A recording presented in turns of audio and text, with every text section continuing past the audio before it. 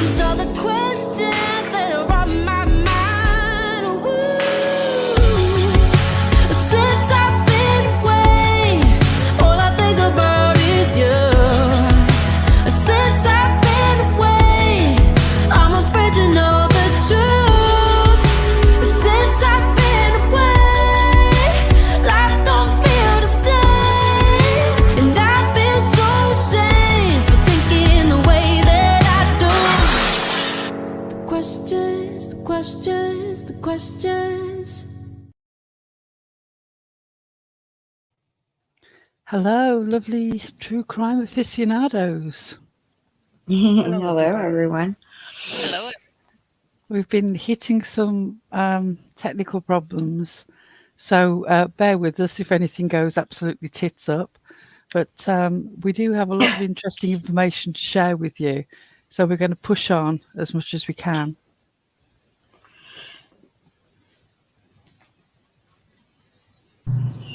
We're having some technical difficulties. We're waiting for Tits to come back.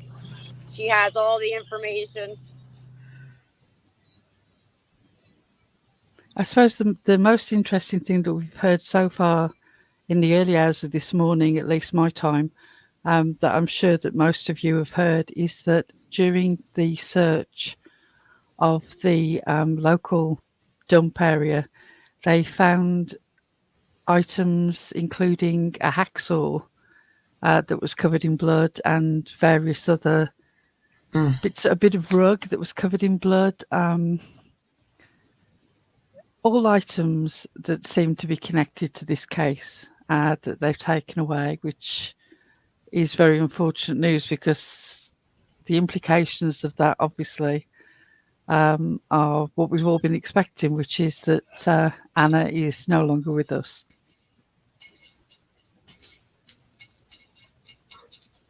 And which is very sad, but she has 3 little babies.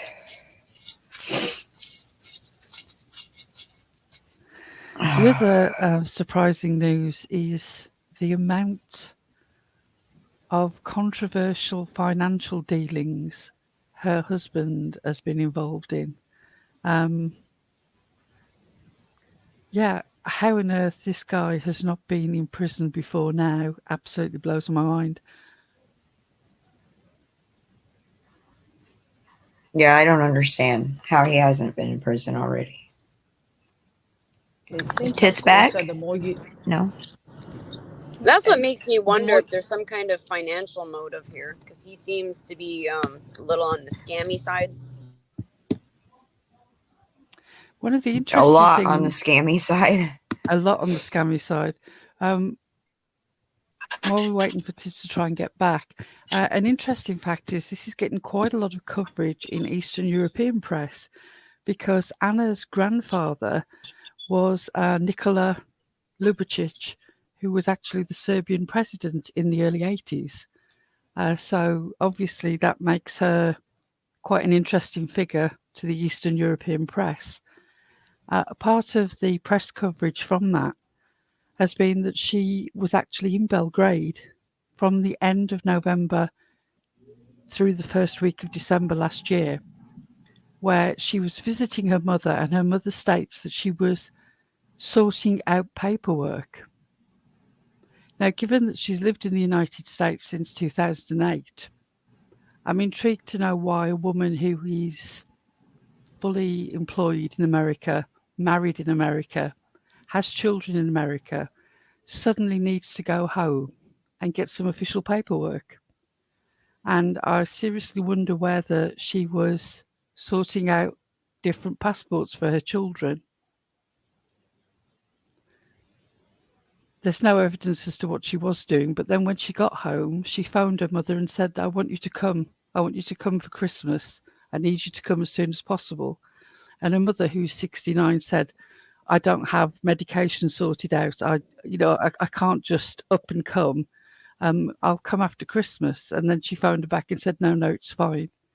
So that's an intriguing thought. So we have a visit to Belgrade, official paperwork being done, her suddenly wanting her mother to come over, even though she's just visited her mother, and then she disappears.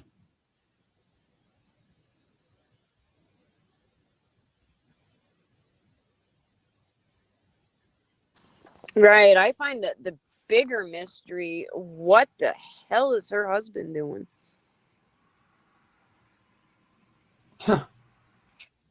I mean, between All those kinds. paintings, wasn't he arrested for selling Shit all counterfeit the time. paintings? And That guy um, is shady all he Yeah, does. you really look into his history. yeah, what did you one of you pulled up about his youth and his father in the Pearl? will? Okay. Do you want me Yeah. to link articles in the private chat so they can be put on screen at all, or do you just want me to talk about it? Oh, you could talk about it for now. When I get back Okay. home, I can share my screen. Right. Interesting. As if the whole Warhol theft sort of wire fraud thing wasn't criminal enough, it now turns out that Brian's father, Thomas, died in India in, I believe it was 2017. And Thomas, although he was the only child, was not named the executor, and he hadn't had any contact at all. Thomas had had no contact with Brian for about 10 years before he died. He died unexpectedly. And the reason that he'd had no contact with Brian was because Brian had managed to get into his retirement fund and stolen nearly $1 million. I actually have legal affidavits that have these quotes in that I'm looking forward to sharing with you, but unfortunately can't do it at the moment. I can send you to the site. This is a whole probate legal process that is still going on, and the affidavits from people are very interesting. So his father didn't want anything to do with him. He told his partner of 30 years, who was also the person he lived with, that this money had been taken, and also that Brian had been a patient at an inpatient facility and was a diagnosed sociopath. That's not probably very surprising if you've seen his weird smile. Yeah. So Brian's cousin, Andrew, Thomas's nephew, was named as the executor of the estate. When Thomas died in India, Thomas's partner phoned his ex-wife, Brian's mother, said what had happened. In the time it took them to sort out the situation and get home, Brian had broken into the house, destroyed the will, stripped the house of jewellery and drugs, sold another smaller property, and put in paperwork to have him named as the executor. Because that took place, the original executor and the rest of the people connected with the probate had to take legal action to change that.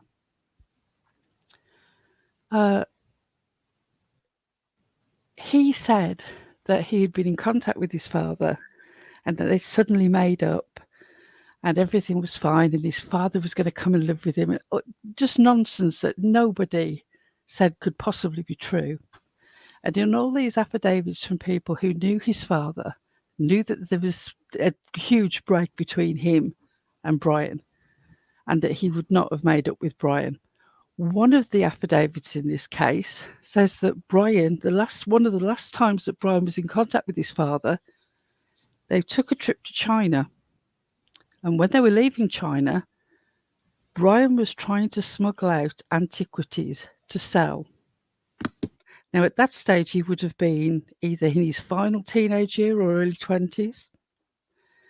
And when he was stopped leaving China and the antiquities were taken from him, he picked up one of the stanchions.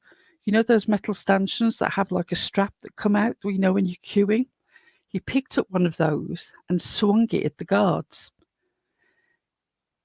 Everything that comes out, the situation with the stolen retirement fund, the situation with destroying the will and stealing property from the probate, people have made excuses for him and not handed him over to the law again and again and again. And it makes you wonder why, how things could have been different perhaps if he'd been stopped at an earlier opportunity. Now, I don't know how much Anna knew.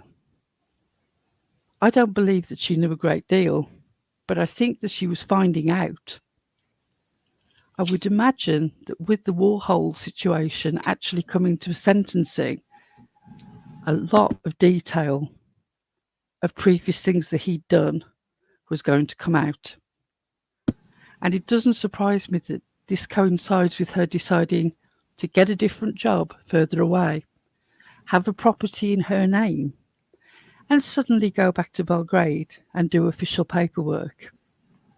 I believe that Anna, this is just my theory, I believe that Anna was going to make escape from this relationship, and he discovered what was going on. And that was the breaking point. I'm also curious about what type of life insurance she had. Me too. Yes, That me was my too. first question yesterday. Yep. But there's not. We haven't found He any. doesn't seem to want to. Go ahead. Oh, I was just going to say he doesn't seem to be keen on trying to earn his money. I don't believe that at any stage he's earned his money. Another thing that I didn't mention was he also managed to defraud a friend of $500,000 in check fraud. And again, this is all brushed over, and he's never made to pay for the things that he does.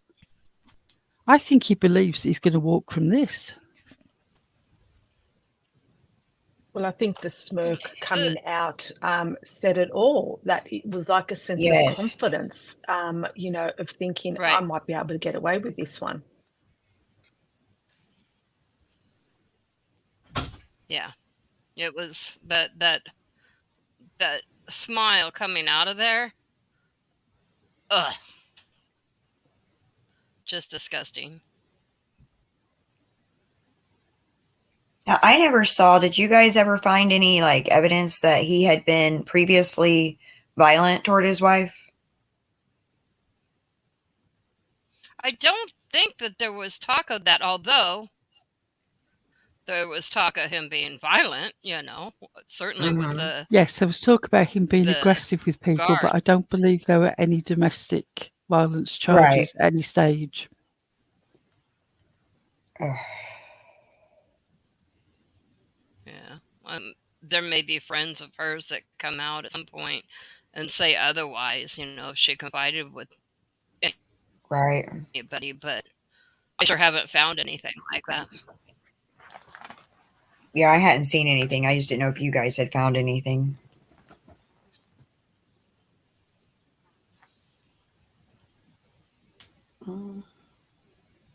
So did we go It did over seem like like- how oh, the sorry. Yes, all, Lana. like came about Sorry. from Go Go ahead. ahead. how this started?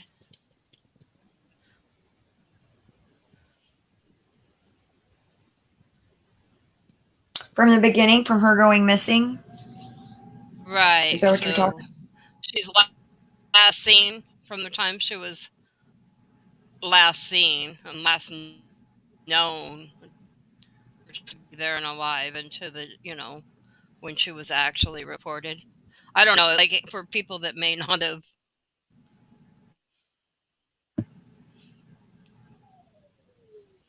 that may not know the whole story. I'm just asking. I don't know. I had to step away for a second. I don't know if you guys covered that.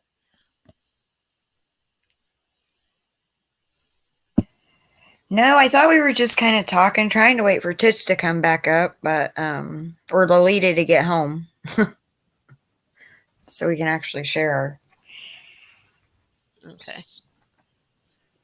Well, in the meantime, we can discuss, so in regards to the lead up to it, so we're talking New Year's Eve, Brian, the husband, and Anna were hosting, was it Jem, the friend, were hosting Yes. a dinner Yeah. for New Year's Eve, and he was there what we know is roughly between 1 to 1:30 was when he was up to, after New Year's that evening.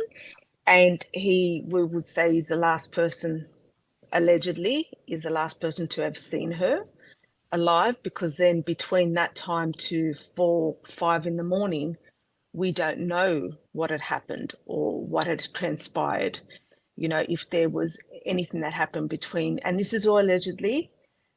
So, and just our thoughts, or my thoughts in regards to what might have happened between herself and Brian. Also, just like Pearl said, maybe if he had, come across anything that, might have given him, in regards to maybe them getting into an argument, maybe him finding some type of information, maybe her confronting him in a certain way. Sometimes when you drink alcohol, that also can bring out, certain traits where, you might speak more openly, maybe say things that you normally wouldn't when you haven't had a drink. So we don't know even if they were drinking, what the situation is, but then we also don't know what might have happened to lead to what had happened to her in that morning, leading up to the morning, and then the events that happened and transpired after that. Yes. And then he says Right. what? She woke him up around what? Kissed 4 him in the morning, kissed him Yep. bye Yep. to catch But then I think the, it was, I thought a ride share. yeah. that was at 6. in the See, I've morning. heard both. I've heard 4 and 6. So I heard, well, and this is all allegedly because we don't know, the 4 a.m., let's say, for instance, if it was a 4 a.m. wake up, kiss, I'm on my way out, a family member, not the children. So it's the police, when they did the conference, the press conference, they advised that a family member, and they wouldn't advise who it was, had seen her with her bags ready to leave. So we don't even have confirmation who that family member was, if a ride share was ever booked, In if the flight. Sorry, go ahead.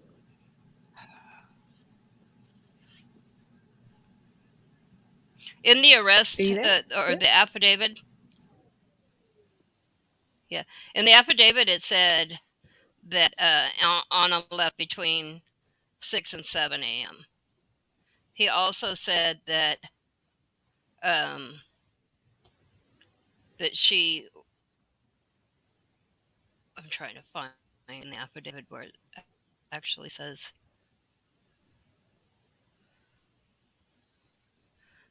Walsh related Anna got ready and kissed him goodbye and told him to go back to sleep. Anna left between 6 and 7 a.m. And then he says he got up at 7 a.m. So But at the press that's what conference, he I believe told they said, the police officer. yeah. Yeah, where at the, like you just said, at the press conference, they did say 4. So there's just a lot Yeah. of things that are coming out that you can't get the correct timeline to the exact moment, because, when they held the press conference, different things were said. And, we're finding out things as we go, as the days go past, in regards to, then putting the pieces together to try to find out exactly what's going on.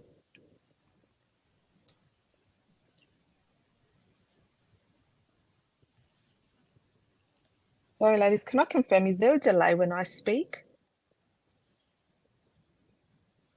I feel like there is with everybody tonight. I don't know. Yeah, Either that or we're just not as talkative because we're waiting. I don't know. No, because I'm speaking, but it just seems like it's coming to you guys on a delayed. So I just wanted to see if maybe I should go out and come back in if that was an issue. I think it's okay. I think it'll be okay. I think everybody's just not as talkative. Okay, so what I can Yeah. say, because I did write it down, when the press conference did happen, this is what they had advised with the press conference. So now this is not going on the affidavit, which we will discuss and so forth. But they had advised at the press conference that she was last seen New Year's Day at her Massachusetts home. Now, she wasn't reported until Wednesday, the 4th of January, and that was originally they had said at the press conference that it was her husband and her employer, but we have now come to find out that it was the employer that had, had called the police and advised and had reported her missing. Now, at the press conference, they also said there was cell phone and credit cards had been inactive, and she was supposed to take a rideshare to the airport as she worked at DC, but then that wasn't confirmed. And then also, but they were able to confirm that she did not board a flight. Now, we all know that she originally had her flight booked for the 3rd of January, but we don't know anything in regards to, her husband had advised that she had to change her time from the 3rd to the 1st because there was an emergency at work and she had to travel to DC. So supposedly she had brought it forward, but there's been no confirmation of her bringing it forward. From what we Nope. know is she always had the 3rd booked. So, that's also just something that's not adding up with what the husband would advise to what was actually happening. Then it was also said that the husband was being cooperative. It was reported that, her bags, when she had gone missing, her and her bags had gone missing. So you don't know what has happened to the supposed bags, if she had any with her, where have they gone, what has happened to them. So there's just a lot of questions to ask in regards to, it just seemed a little, when the press conference was happening, it just seemed like when they had finished, there was more questions than answers in regards to what they had, advised the public on the situation. I had heard in one of those articles that her cell phone was pinging from her house on the first and the her second. cell phone never left the house. Yeah, so that's kind of odd right there. Well, it is for somebody in her line of work, Yeah. particularly. I mean, this guy really is a messy criminal.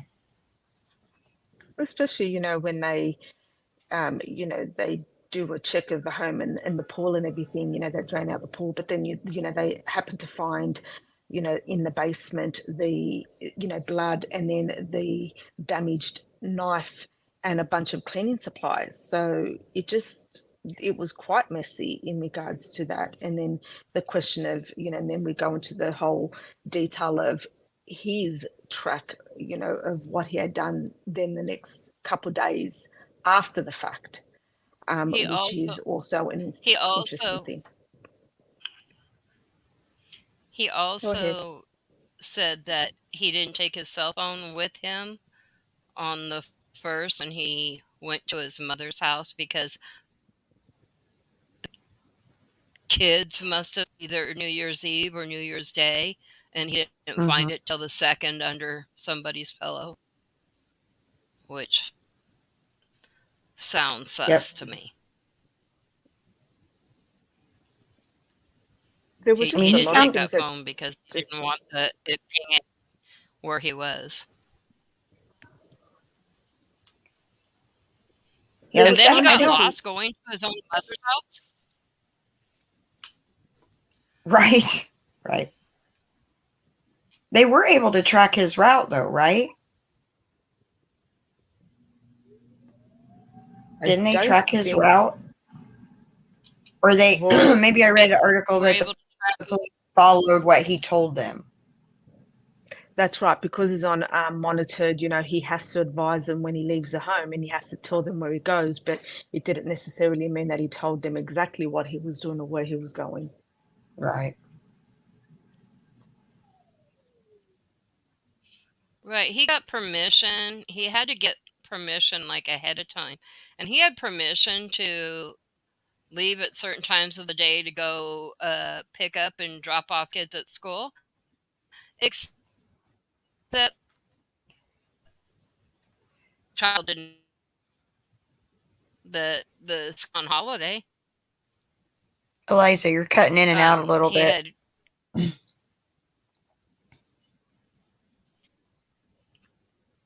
He had gotten permission also to take his mom home that day, but she had already taken herself home Mm-hmm. prior to that, and he still like used that. So he's pretty shady. I Yeah, do. there's a I lot of do. inconsistencies in his story.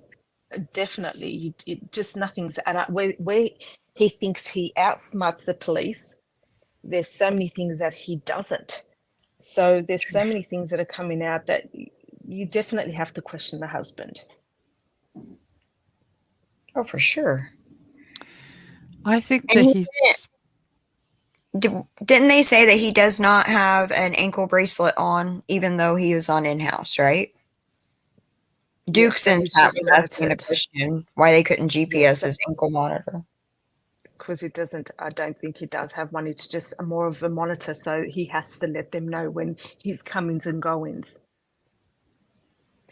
So just like Pearl was saying, like how has he gotten away with so much in so many years of doing what he's done and not have an ankle, monitor bracelet or GPS something? Right. You just got to question all that. I Sorry, Pearl, you were believe going to from get to the say something? excessive letter that his mother wrote as a sort of witness, character witness statement. The way that she says like how devoted he is and how brilliant he is and all this sort of thing, there's such an overcompensation and codependency there.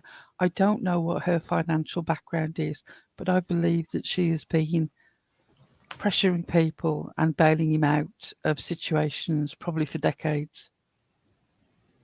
And I Yeah, wouldn't that's be right. surprised if she's lied about this situation. I totally agree. And when you're, the only child, especially unfortunately, a mother would do anything for their only child, you know, in regards to that instance. So there's a lot of things you got to question. And even, the mother, she's an elderly lady, right? Like she just also had her cataract, the operation on the cataract, and, she was having her own sort of issues. So there's just so many things you got to question. That's hence the reason why they, in the end, went to her home, and then went through, the rubbish and the garbage, everything that was at her property, and even cleaned out certain things, and led them to then go to the facility that they were looking at. It just seems like it's one thing after another with him. Like it's leading them. It's they're getting their story, and it just all points to him, unfortunately, and it's an unfortunate thing for Anna in regards to what's happened to her. And I hope, we all hoped, she's found alive, but it's just an unfortunate event of what's happening.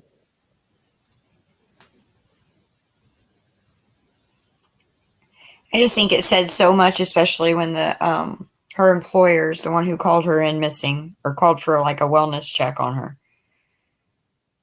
Doesn't that say a lot? I mean, if he hadn't heard from her in 3 days, if my husband was to go off out of Yeah, you town would on think business, I would still talk to him. I don't know. Well, supposedly she did speak to her family on a daily basis. That was always said. So then wouldn't the husband thinking, okay, we've just gone through, she's left on New Year's Day, we're beginning a new year. It's just the beginning of the holiday. Like, wouldn't you think, okay, well, that's a bit strange that my wife hasn't called, even the same day to say goodnight to the children, like even the next day. But then he, instead of calling the police, he calls her employer, Right. which you also have to question that also. It's just those certain thoughts of what was he thinking, you've got to question. so much odd stuff. Lana, it was her But somebody asked, her father's father, who was actually the president. But yes, the family did seem to be independently wealthy. And she came to America to go to Cornell.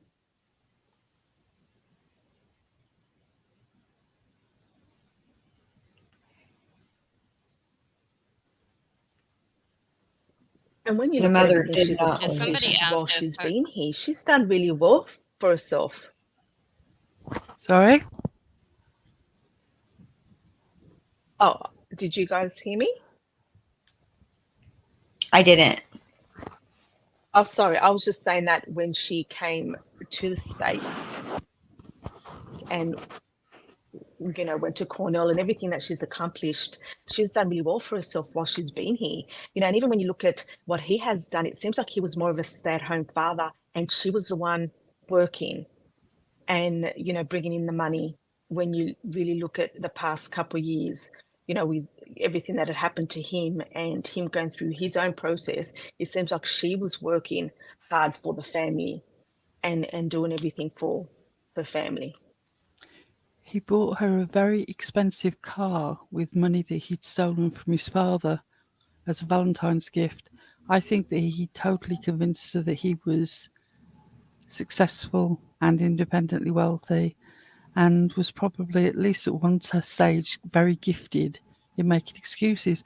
I don't know whether he's got more mentally ill or he just can't be asked anymore, but obviously his charm game seems to have failed him, or somebody smart has caught him out. I would imagine it was going to come at some stage or other. She doesn't strike me as a dim woman. And I think that she was making plans to escape from him. I think she was too, because even the house that she bought in DC, it's in only her name. But the house they sold was also only in her name.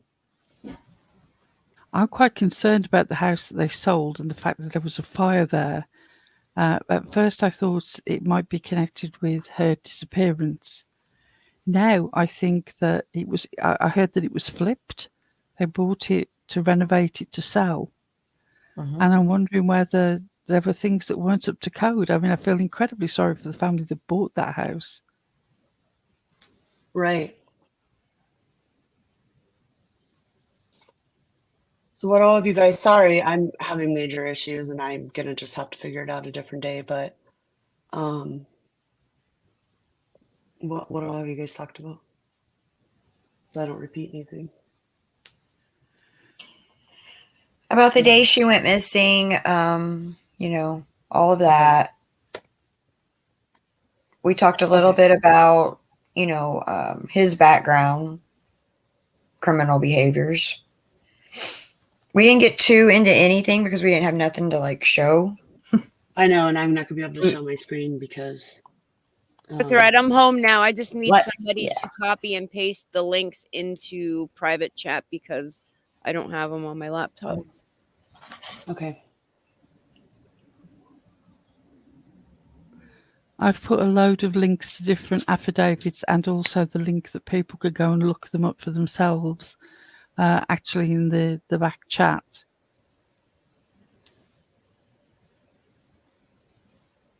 Yeah, all I need is somebody to just go down copy the whole thing and then paste it in so I can click them.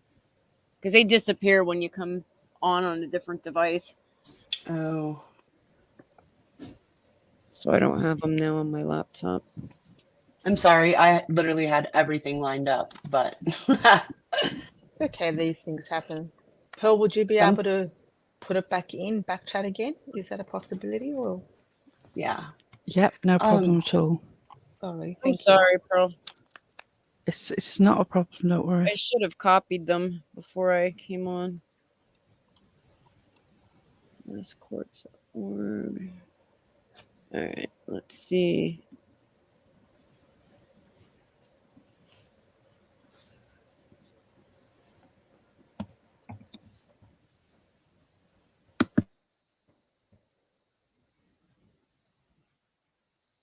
No, Tits, story of our life. Every time you have something lined up, Tits was gonna run the show tonight, but when you think you have everything lined up, there's always some kind of issue. Every time. Yeah, I'll be shopping for a new computer tomorrow, so Okay, so and a new mic. I think it's just that they don't like the Apple headphones with the Dell PC or whatever it is. I don't know. And later, Pearl has put everything back there. Have you seen it? The first thing is general instructions. yeah, that's what I'm If doing, people want to actually go and look at the site themselves, which I encourage them to do, and then an image of what they will find. It is fascinating reading. The people who have known this man for decades, including his birth father, are just, they don't want anything to do with him. They believe that he is psychologically damaged, that he has no care or concern for anybody, that he is criminally minded and will do anything for money. And I don't know how much of that Anna knew.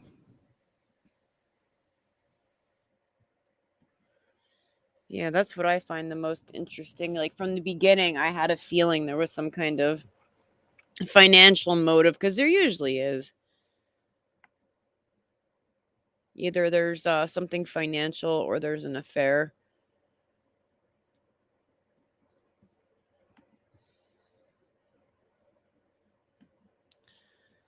All right, I'm doing everything. So let's talk a minute about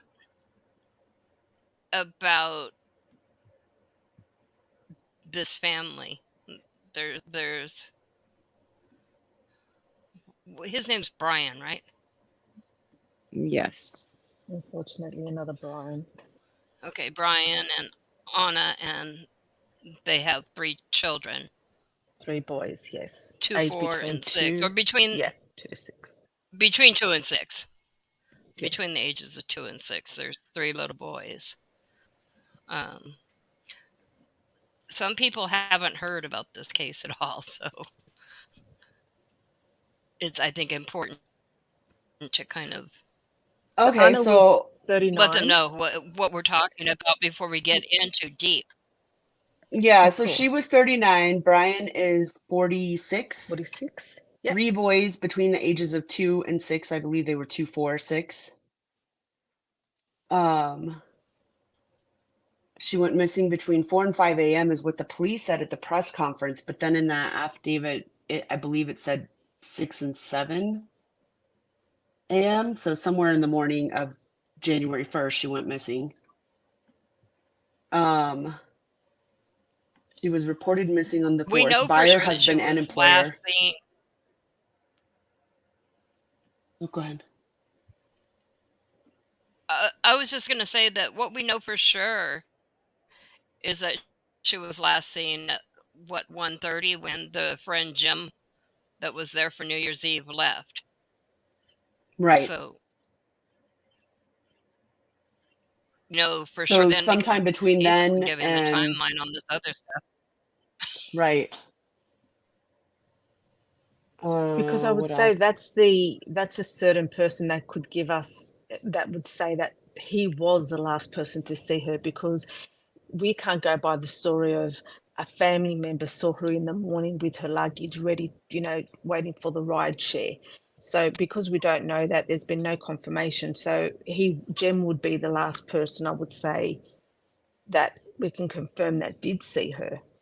Because really what the husband would say, we don't know what happened once he Right, left between because 1 and according 1:30. Right. right, of course,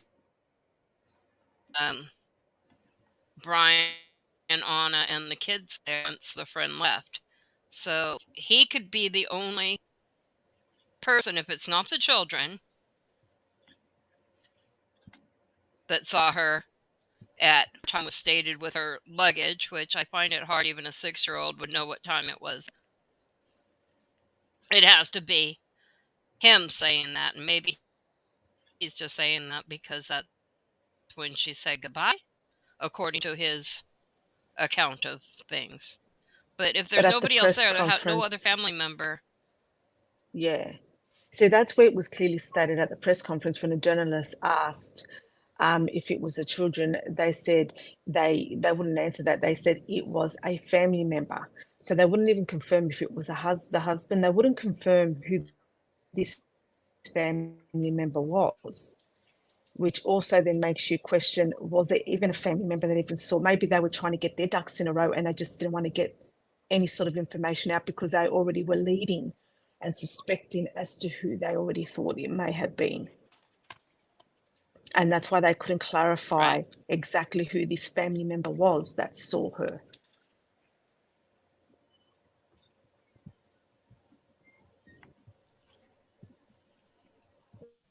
So then Yeah, I got the impression there's that there the was mother somebody saying else there the that stated that. city,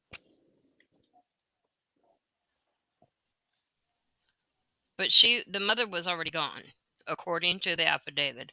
She drove herself home after her Correct. recovering sooner than he would on record. Because then it makes you think who was at home. It was, by what we know, it would have been the husband and the 3 children. So who is this additional family member that at the press conference that the police advised? Because supposedly she kissed him goodbye and he went back to sleep. And it wasn't the children. So there's just a lot of little things that you have to question that, it wasn't at the press conference, it wasn't Right, but revealed it is or Jack Care. advised. Yeah. And we could play the press Right, conference but if too. Yeah.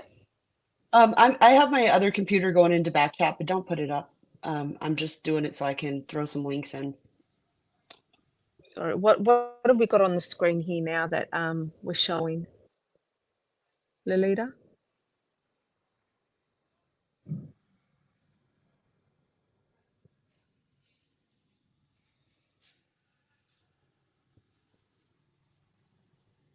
Guys, can you hear me or have I lost you? I can hear you. Oh, okay. Just wondering what was on the screen now, just in regards to what Lolita has placed up there. Is there anything on the screen?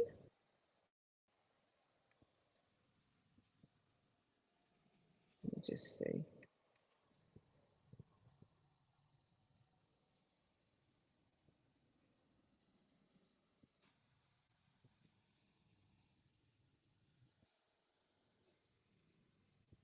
Is she muted? I'm not sure. I can't hear anyone. Ladies. I can only hear you. Okay, Yeah, I hear so you guys, can but I just got Okay. back. Okay. I had an important call I had to take. Yeah. I'm sorry. That's okay. It just seemed I'm like Tits muted and I because I'm had lost talking over everyone. everybody. No. Oh, it's okay. I don't know I where was just Lolita so went. who was what? Oh, okay. Because that's what I was going to ask. What have we got on the screen Here, now? what's wrong? What was that she placed? Oh, Lolita, what did you place on the screen here? What's this That that we was were to be looking at? from what Pearl was speaking about, the affidavit from probate court. And when he stole his father's, let me find it again. Oh, okay. And unfortunately, Pearl has had to step down. She's just had a family emergency to attend to, so she just had to step down.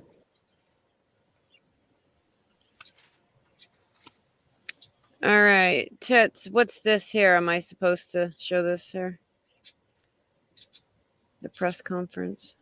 Sorry. Yeah, I think there was Like just some press questions conference, of what yeah. was said, Yeah, especially regarding that family member or who specifically stated that Okay. that they saw her that morning. Sorry, I'm just uploading all my links that I had on this piece of Okay. paper so we can. All right, yeah, then tell me what I need to share. Okay.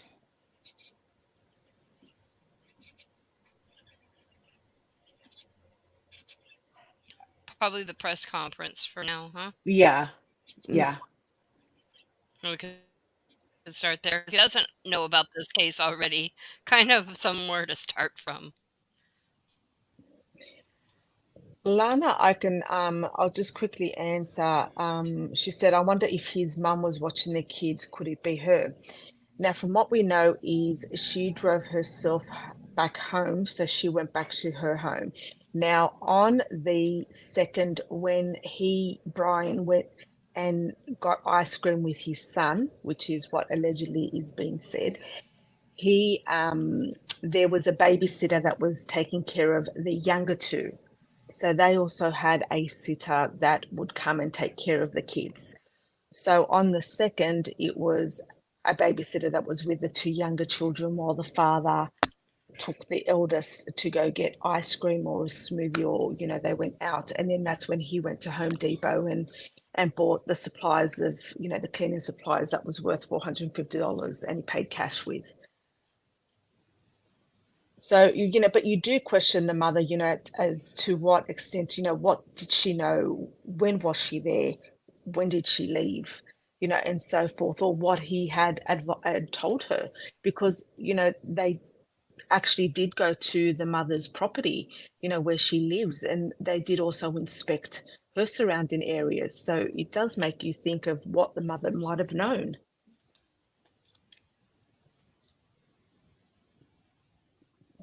That's horrible. I hope she doesn't know anything.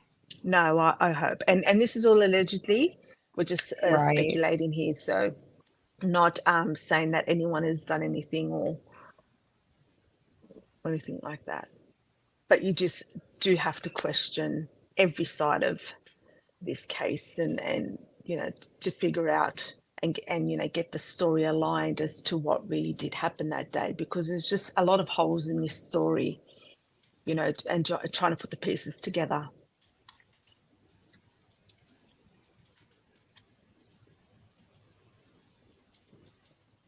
Okay, there. I posted some links, and then I also I just emailed the affidavit because I don't have a link for that, so I just sent it to you. Good morning, everyone. Thank you for coming. My name is Chief William Quigley, last name Quigley. I'm here with Detective Lieutenant Michael. Can you let us know in chat that it sounds okay? His last name is Lopes. Again, thank you for coming. We're looking for the public's help and the media's help in locating Anna Walshe, Walshe.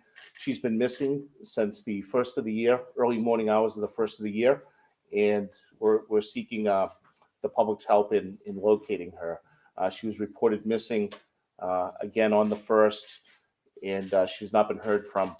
We have detectives working around the clock, Cohasset police detectives, along with detectives from the Massachusetts State Police, as well as detectives from the towns of Hingham, Hull, Norwell, and Situate.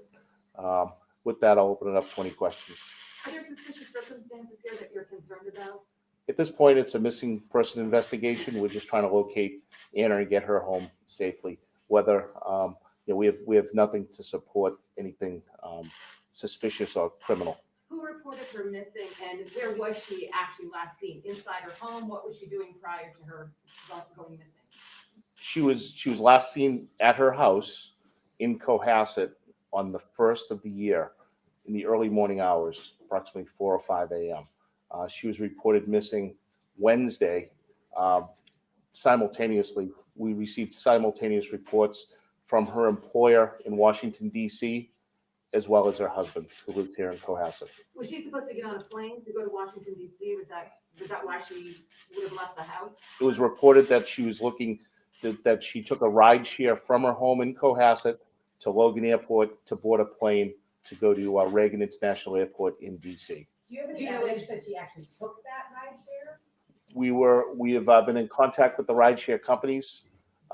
We have not been able to confirm that she actually got into a rideshare service. That being said, we know that there's situations where rideshare services, Anna is a person who commutes to DC, and sometimes the drivers go offline. They don't go through the actual rideshare service. They'll contract with the fare themselves. So we have detectives working on that right now. But at this point, we cannot confirm that she actually got into a rideshare in Cohasset.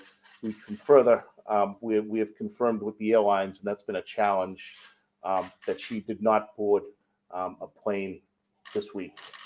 I'm sorry, you confirmed that she did not board the plane? Do We- you know what airline she was supposed to get onto at that? We have confirmed that. We've confirmed with all airlines, and again, it's been a challenge. It's been widely reported to the media that there's been challenges with travel over the holidays. So there's been a bit of chaos with flights being canceled and flights being rescheduled. So we had some difficulty initially getting that information to a point where it was solid information. So you're looking for her here, you're not looking for her out in other states, or are you looking for her out beyond Massachusetts? We're keeping, we're looking everywhere, and again, that's why we're here today, to try to find Anna and bring her home. Is her husband cooperating with you, Missy? Yeah, her husband has been fully cooperative. Her family has been cooperative. She has family that lives outside the country. Um, she has quite a few friends, both here and in Washington, D.C. They've been fully cooperative in working with detectives, and the company that she works for, their security department, has been very helpful.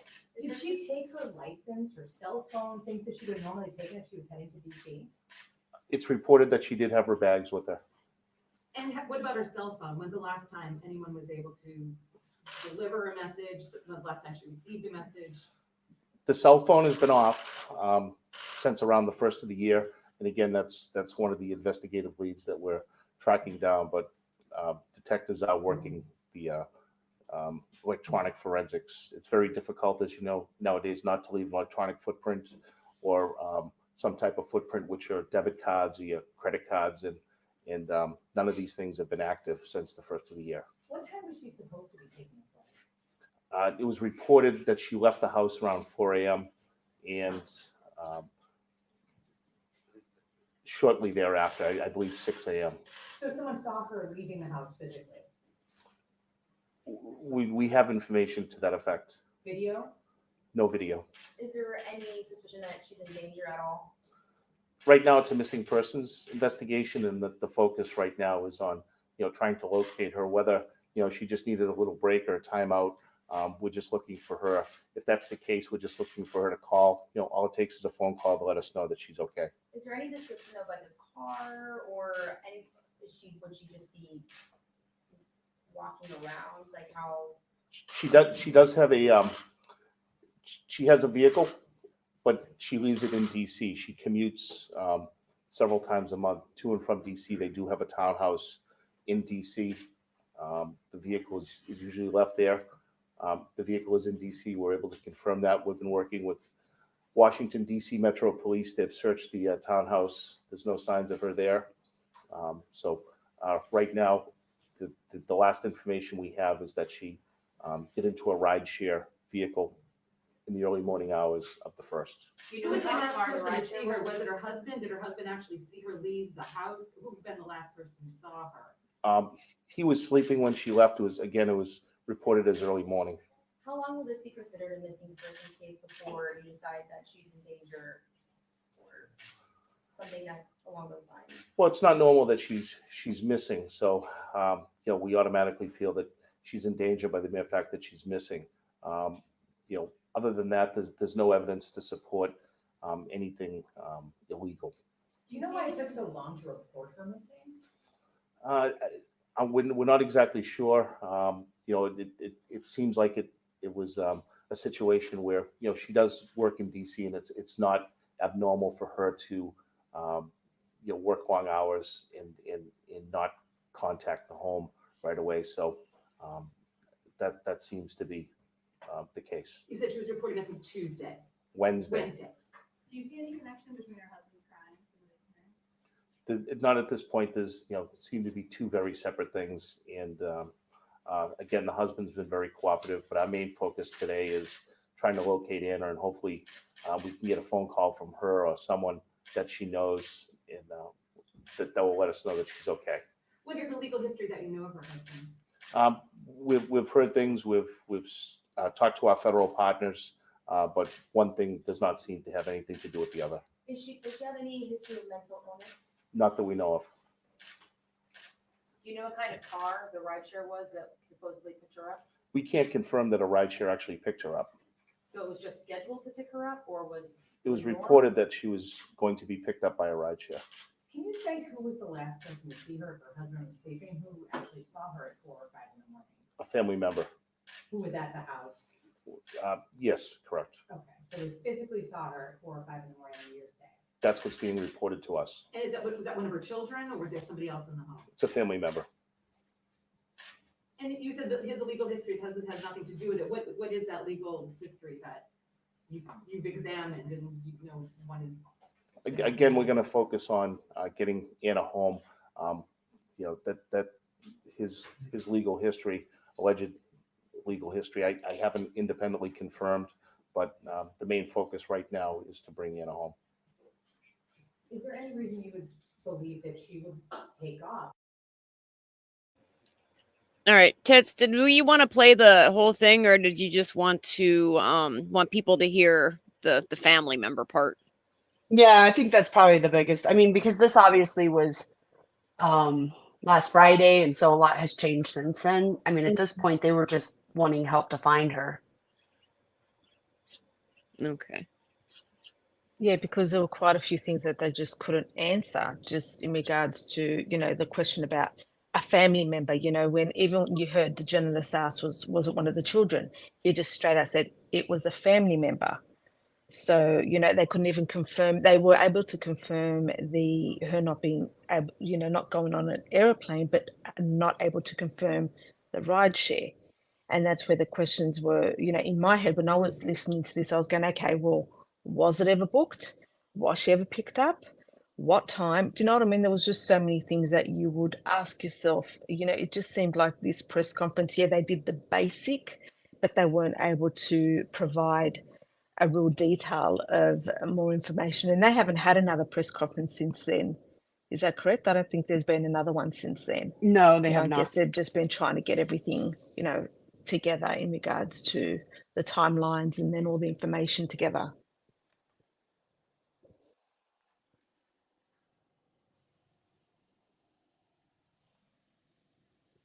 Yep, that's correct. Was there another link that you wanted to show, Tits? Like maybe, do we have the affidavit? I emailed the to just- affidavit. I think we should go over that, and then I also emailed a Okay. link of her mom. Yeah, I need. speaking. Is there an online affidavit that I can share? I pulled it from Facebook. Let me see what I can find. Hold on. Okay. Yeah. Sorry. Eliza, Well, just didn't trying you to have share. one? Of course. Eliza, didn't you have one? I'm not sure where Eliza was able to get hers from. I have one, and I'll see if I can grab the link.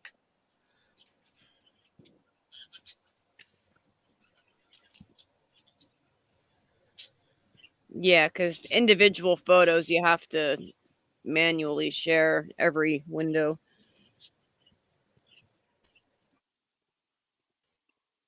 Oh, I found it. And it's interesting, really, when you read the affidavit in regards to what had transpired from, the press conference, and then, able to read the more information they were able to gather in regards to, just more of on an overall basis. So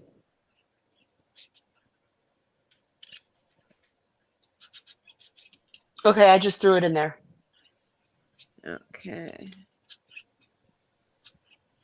Oh, perfect.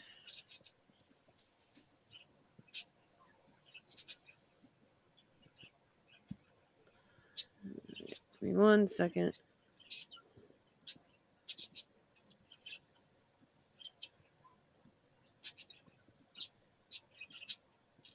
Okay. I can hear the birds.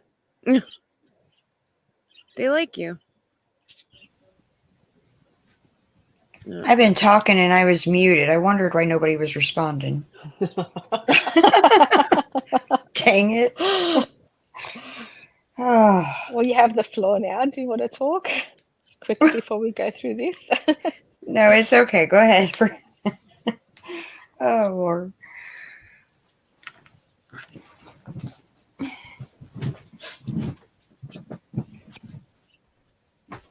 So this is just all the basic information, is it, in regards to? Yeah, and then if you scroll down, yeah. Trying to find the meat and potatoes of it. Here we go. Yeah, Purpose of perfect, this yeah. affidavit. Criminal complaint for Brian Walshe. Reasonable inferences back established probable cause. Between January 5th and 7th, 2023, Walshe did mislead, intimidate, or harass another person who was a witness or potential witness at some stage of a criminal investigation, grand jury proceeding, trial, or other criminal proceeding of some type, or a person who was aware of information, records, documents, or objects that related to a violation of criminal statute or a violation of conditions of probation, parole, or bail. Person who was a judge, blah, blah, blah. Okay, so yeah, he did that. basis for facts establishing probable cause. Individuals, facts. Right. Relate statements, conversations, actions, those. This is like cop talk. Yeah, I think Oh, you want so to go go to the further next down. This section. one here, there we Yeah. go. On January 4th, the, how do you pronounce that? Cohasset Police Department Yep. responded to a call of service related to the well-being check at redacted. Patrol units suspect Mrs. Walsh to be a missing person, and I was subsequently requested at the scene to assist in the investigation as a member of Cohasset Police Department's Criminal Division. On January 4th, approximately 18:35, which would be 6:35 in the evening, I arrived at address redacted to investigate a missing person, Anna Walsh. Investigators interviewed Walsh multiple times in relation to the disappearance of his wife. Walsh was asked specifically to provide a timeline for the days of January 1st, 2023, January 2nd, 2023, and did so on multiple occasions. Walsh related he had New Year's Eve dinner with a friend, Jim, which he and Anna hosted at their home. Jim arrived around 8:30 p.m. and left around 1 or 1:30 a.m. Walsh relayed that he and Anna went to bed shortly after Jim left. Walsh further related Anna told him she had work emergency and needed to fly back to DC in the morning. Walsh related Anna got ready, kissed him goodbye, and told him to go back to sleep. Anna will usually take an Uber, Lyft, or taxi to the airport. Anna left between 6 and 7 a.m. Walsh and Anna have 3 children. Their names are redacted. Walsh related he got up around 7 a.m. and made breakfast for the boys. In the afternoon, a babysitter arrived at the house, and Walsh left to run errands at about 3 p.m. Walsh went to Shaw's to get OJ and milk and then came back home. He left again about 4 to see his mother, who lives at redacted Swampscott. At the time, Walsh did not have his cell phone, so he did not use GPS. Walsh related he drove his mother's house via the route leading by Derby Street in Hingham, Route 3 North, Route 93 through Boston, and instead of taking Route 1A, he got lost and took Route 1 and then maybe Route 114. He got lost. Yeah. Walsh Right. related the commute should have taken 60 to 70 minutes, but it ended up taking 90 minutes.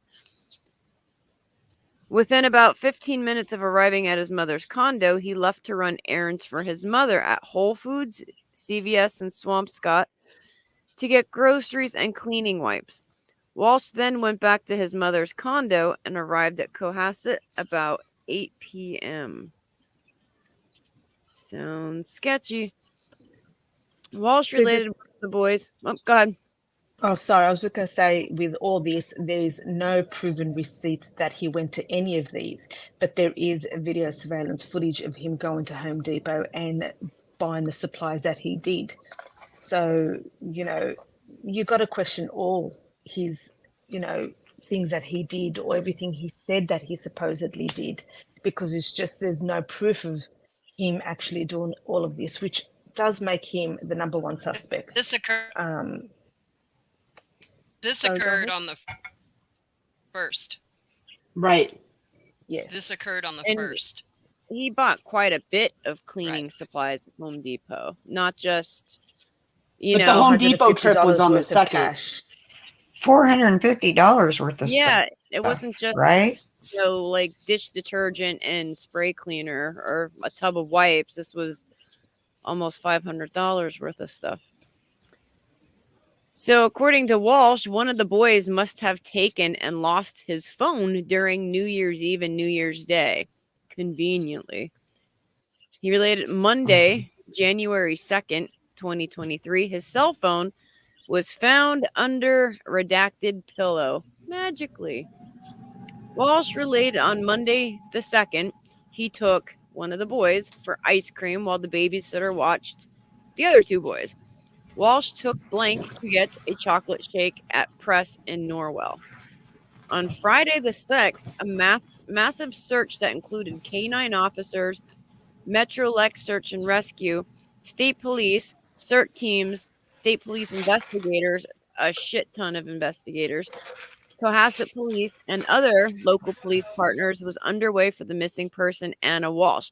This was a large-scale search. Those are major law enforcement teams there. The search resumed on the morning of the 7th, and that afternoon, at least 6 investigators were tasked with driving to the North Shore area of Massachusetts to verify Walsh's route of travel and verify his visits to establishments like Whole Foods and CVS. The investigators were assigned from other tasks and efforts to locate Anna. Multiple investigators spent multiple hours in the afternoon and evening of the 7th traveling and viewing video. Walsh was not observed on video from Whole Foods or CVS in the time he stated he was there.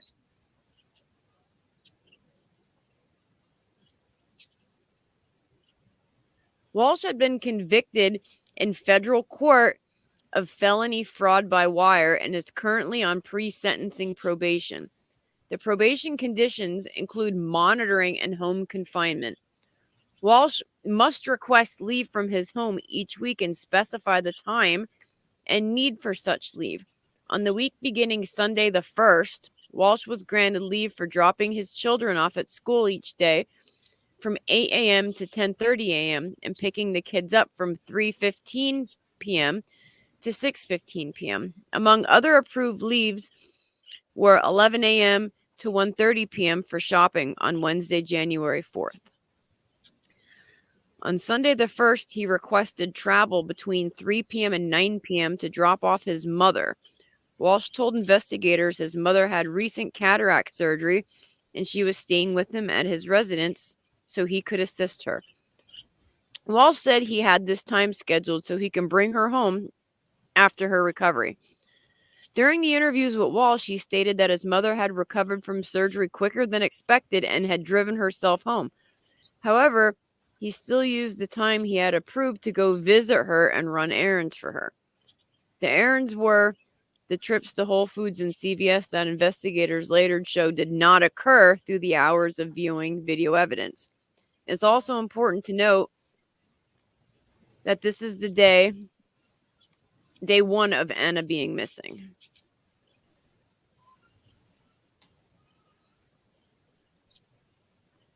Walsh's statements to investigators about his whereabouts Monday the 2nd were consistent in that he took his oldest child for ice cream or smoothie at Press Juice Bar. This was during the morning hours he is allotted for school drop-off between 8 and 10 a.m. There was no school Monday the 2nd due to the holiday. Investigators later discovered video evidence of Walsh at Home Depot in Rockland wearing a black surgical mask, blue surgical gloves, and making a cash purchase. Okay, so that was the 2nd of January. This trip Just was to made confirm. in violation of his probation conditions during the time he's allotted to pick his kids up from school.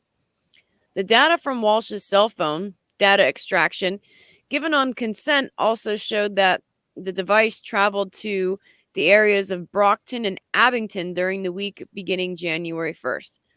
The itinerary for Walsh's leave from home does not include such towns approved for travel. This is not a complete list of Walsh's approved leave from home and possible probation violations. Now, this is scanned weird, so it's cutting off. I don't know if that's approved or unapproved. The intentional, willful, and direct responses to questions about his whereabouts on the days of Sunday, January 1st and Monday, January 2nd were a clear attempt to mislead and delay investigators. Investigators explained to Walsh that he would naturally be suspected of harming his wife due to her disappearance, and they would need to account for his whereabouts. The fact that he was asked a specific question and he gave an untruthful answer that led investigators out of the area caused a clear delay in the search for the missing person, Anna Walsh. Walsh intentionally gave untruthful statements, knowing investigators would need to travel and corroborate such statements. known any criminal investigation or investigation into a missing person, physical evidence and video evidence has the risk of being lost. I know from training and experience, physical evidence, specifically evidence that's outside in the elements, may deteriorate over time. I know video evidence varies in retention time. Video files can be overwritten. All right. Conclusion: based on the facts set forth herein and based on my training, education, experience, and participation in this investigation, I submit that there's probable cause to believe Brian Walshe has violated witness, juror, police, court, official, intimidate. That's the name of the statute. So he signed the affidavit. So basically they got him lying. Yep. He said he was here, but he was really there. And there and there That's and right. there. Yes. So he was charged on misleading. That was one of the charges. And also I mean, violations. if it was somebody who had nothing to do with it, you wouldn't think that he would mislead. So Yeah. I Do don't. we have a link to the arraignment? The arraignment. Let me see. give me a minute. Oh, Tango, were you going to say something?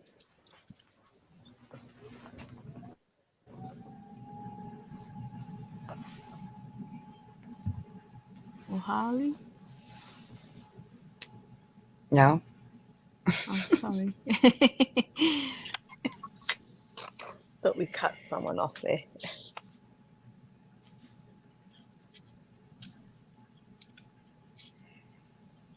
I just feel like it's not much to. I mean, everything points to him. You know what I mean? I know it's not confirmed, but I'm just saying. I mean, Yeah. he's sus AF. Definitely.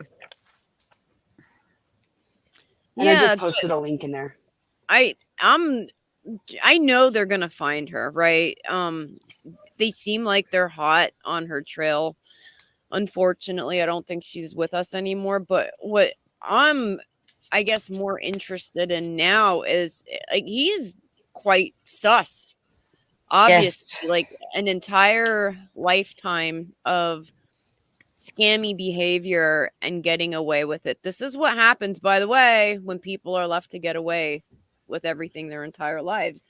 The crimes just keep getting bigger, more outlandish, and now he possibly committed murder.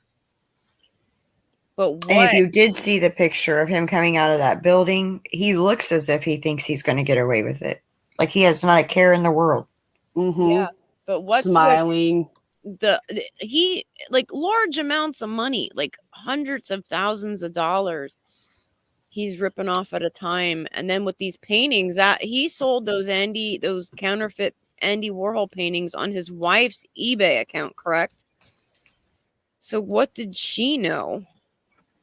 Did she know about his dealings? How long were they married? Well, they've been married since 2015, I think. If I'm Yeah. correct on that. Yeah.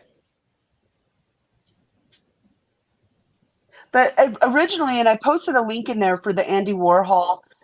Originally, her name was listed. I haven't been able to pull all the documents yet to find out. I mean, maybe the investigation showed her name was listed because maybe it was just her eBay and she didn't know about it. But he Right. stole I don't know, you guys maybe already spoke about this, but he stole the paintings from a friend when he went to, I think, Africa or somewhere. And he was like, oh, I can help you sell these. And then he brought them back and he had the originals. So he was posting the originals for sale, but then he had them copied and that's actually what he sent. But he stole the originals from his so-called friend, right? And wouldn't respond to him. Yeah, so I'm thinking that there has to be some kind of financial motive here, or she found out something. Yeah, because this goes much deeper, in my opinion, goes much deeper than your average dispute. Part of me just thinks that, yeah, maybe she found out and stuff confronted him. They got in a fight and it went really bad because it doesn't, with everything that's obviously, if you're going to commit a murder, you wouldn't do certain things. You know what I'm saying? It's obviously, to me, it feels like it wasn't planned at all. Like it was just something that happened. Spur the moment. And that could be, but there was something going on, I feel, at least for a Yeah, it's little kinda bit, weird. because if you look at the article with her mom, she had called her mom several days a week before asking her to please come there. See, that's Yeah. maybe she knew. That's what I'm saying. Maybe she was figuring some stuff out on her own, and I don't know. It just all came to a head, you know? No, I definitely think it could have been that way.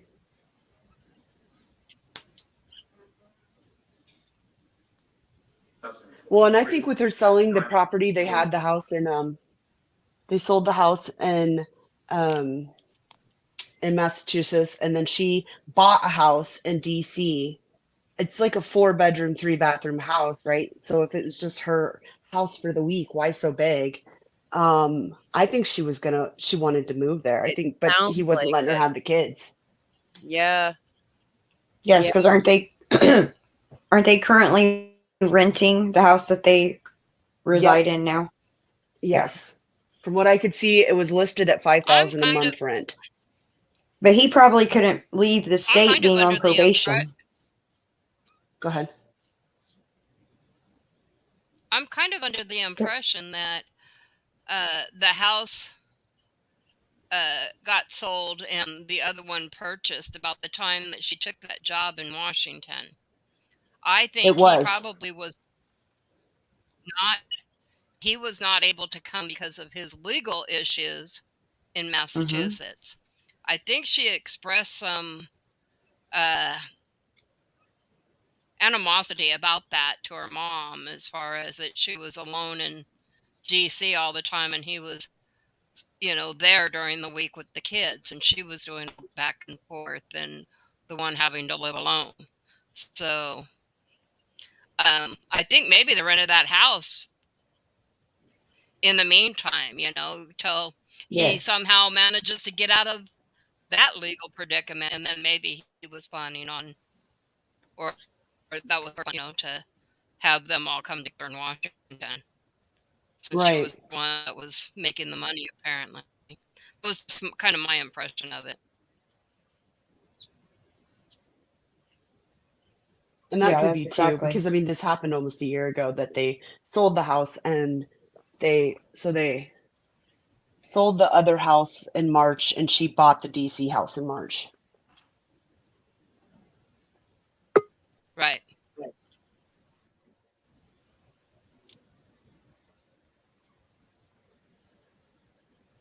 Yeah, it's Now, do we have the links to show some of his past criminal behavior? And Yeah, I've put a whole bunch of stuff in there. So, I mean, Okay. the whole Andy Warhol painting stuff's all in there. Yeah. I also did put his arraignment. All right, we have. Oh, here we go. Warhol paintings. And I don't think I can hear Buttercup. I can't hear Oh, her either. sorry. Can you hear me there you now? are. There we go. Yeah, sorry. Had to drop down. Oh my God. So it was an art gallery devoted to Andy Warhol's works has sued a husband and wife who the gallery owner claims sold him 2 forged Warhol paintings through eBay for $80,000. So this was the Revolver Gallery, accusing Brian and Anna Walshe passing off clever forgeries of 2 scarce pieces from Walshe's series of silkscreen work called Shadows, by claiming they were worth at least $100,000 and as much as $240,000. When the gallery owner received the pieces, he said that he discovered that the promised authentication stamps on their backs were non-existent and supporting documentation was phony, and the canvas on which the presumably 38-year-old works were printed was new. Oh my God. So that's not even a clever forgery. That sounds like a bad forgery. Right. The forgeries appear to be quite recent. Brian and Anna Walsh likely sold the authentic Warhols to a collector in South Korea and passed off the forgeries in the United States, assuming that because the paintings are on a different continent, the forgeries would not be detected. So you said that he stole these from a friend, correct? He did. So did he steal the authentic ones from his friend? He did. Okay, and then they sold them to somebody somewhere in South Korea. I think part of, and it may have been South Korea that he was at. I know it was somewhere over that way, but I think part of his sentencing on that was that he has to return the money and the paintings, and he has yet to do any of that. Yeah, according to a March 30th lawsuit, Brian Walsh purports to be variously an international art dealer, an art collector, or an art consultant from a prominent family in Boston. Anna Walsh is a Boston hotel executive. Reached at her office, she declined comment, so she was definitely aware. Plaintiff Greenwood LLC, doing business as Revolver, says it has the largest gallery-owned Warhol collection in the world. Among the pieces is the late artist's 1974 Rolls-Royce Silver Shadow, according to a news release describing the gallery's March opening at a new outlet in Santa Monica. Rivlin is a former hip-hop promoter and serial entrepreneur from Canada, according to the statement. He opened his gallery in 2012, began his Warhol collection that December, and now has more than 200 pieces, including the rolls. So this is somebody who clearly knows the art, and the fact that they tried to pass off really bad forgeries it seems like an act of impulse to me. Does it not? Yeah, he doesn't seem very good at any of his criminal behavior. You know what I'm Yeah. saying? He's really sloppy with all of it. Like, Right, because if they were worth 100 to 240,000 a piece, that should have raised some red flags for the gallery owner too. Like, why is he letting these go so cheap? right. Oh. The listing included a copy of the Walsh's purchase invoice, a document indicating that Christie's auction house has valued the pieces at 120 to 180 at auction, and a statement that the works were registered with the Warhol Foundation with numbers and then the numbers, according to the complaint. Shadows is a series of 102 silkscreen canvases, all based upon a photograph of items in Warhol's studio. Produced the print 6 feet tall by 4 feet wide in various colors in 1978 and 1979. They're intended to be displayed edge to edge in a long row snaking around across gallery walls. Full installation needs 442 linear feet of wall. Okay, so this is obviously a series that you need to collect multiple paintings to complete. Okay. That's making sense now.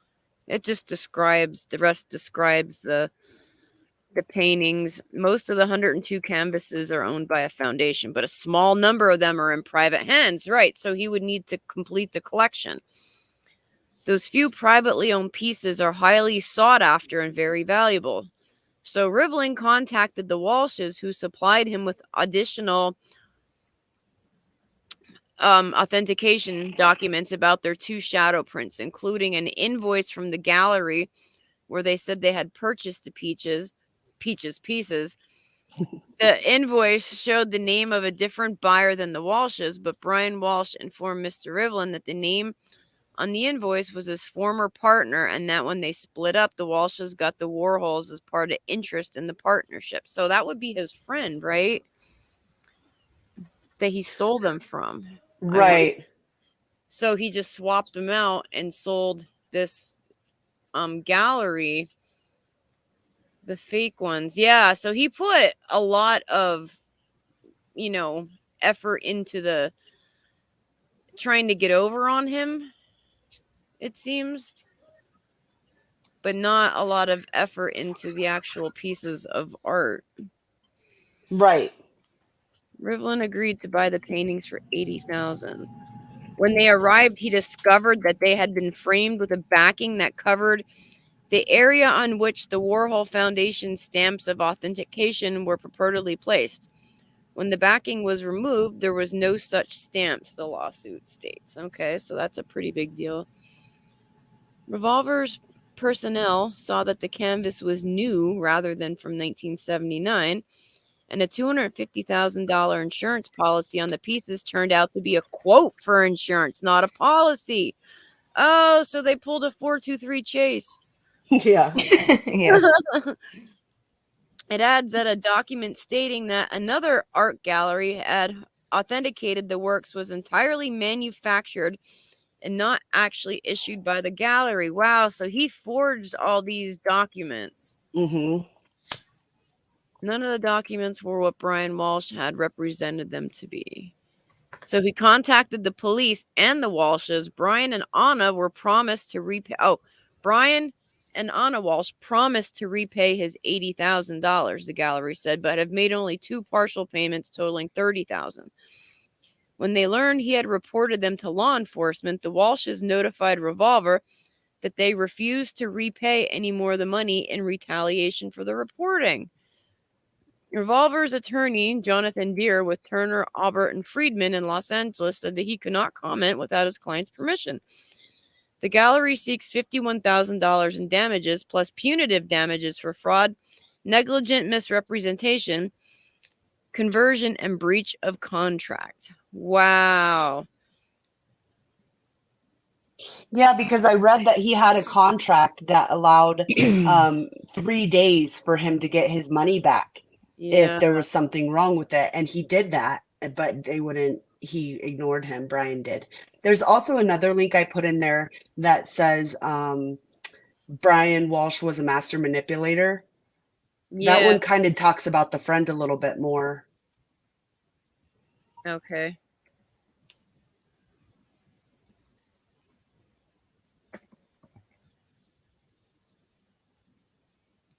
It also talks about his father's will and Yeah, I was going to say, do we also have the letter from his mom? Because to me, that was quite telling after reading that she thinks he Yep. does no wrong. You know, I put that in there too.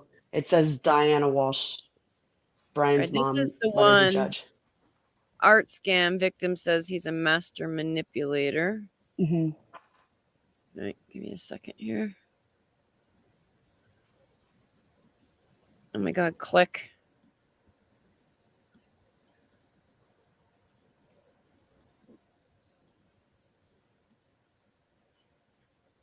Art scam victim says Brian Walshe was a master manipulator. It looks like he's shitting himself there. Like, oh, I think I may be in trouble.